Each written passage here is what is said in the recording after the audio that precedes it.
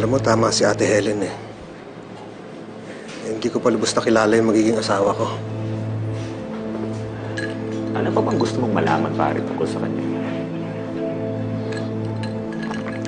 Hindi ko alam. Ako, kilala na niya ako eh. Alam niya na ex ko si Evelyn. Alam niya na nawawala yung anak ko. Kilala niya ako, pero ako... ngayon ko lang na-realize, hindi ko siya kilala. Yung past niya. You mean, bro, you don't talk about her exes? Hindi eh. Yung bago ako, nagkahiwalay daw sila, iniwan siya. Pero ayaw niya pag-usapan eh. Sinabi niya past is past. Hindi ko alam. Palaging mainit na lang ulo niya. For no reason. Importante nga, bro, na malaman mo yun. Pero hindi ko lang maintindihan, ha? Pare na yung ikakasal na kayo. Ngayon pa lang niya inaway sa Evelyn. Pare, hindi ba stress lang siya dahil sa wedding preparations niya? Tuwing stress siya, mga away siya. Ganon, nagwawala siya. Tsaka hindi naman first time na inaway niya sa Evelyn eh. So, what you're saying na gusto mo siya ipa-background check? Hindi naman. Parang sa side ko, kilala na niya ako eh. Alam niya, kilala niya kung sino yung mga kaibigan ko. Kayo.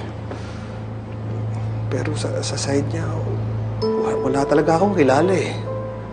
Pati yung tita niya na kung saan siya nakatira, hindi ko pa nakikilala.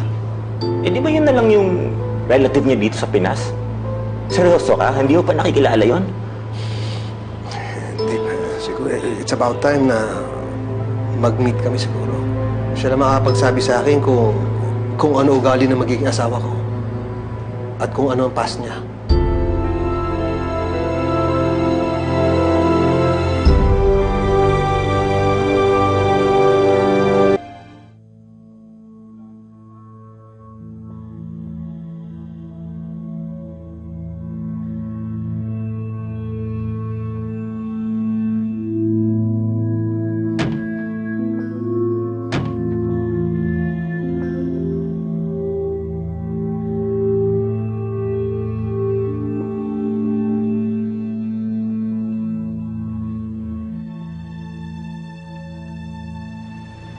Margaret?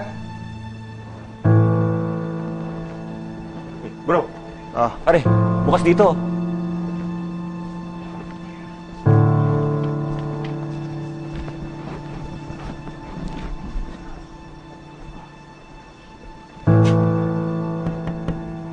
Margaret? Margaret? Pare, wala eh. Sabi niya, uwi daw siya dito eh. Wala ba silang ibang inuwi ng tita niya? Wala naman siya sinabi sa akin eh.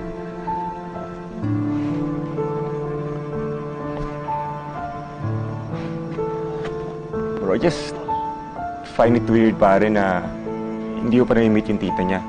I mean, pupunta ka naman dito, di ba? Inahatid mo siya. Hindi natin sinusundo ko, pero hindi ba ako nakakapasok sa loob eh. Sabi kasi niya, parang may sira sa utak yun eh. Bugbog.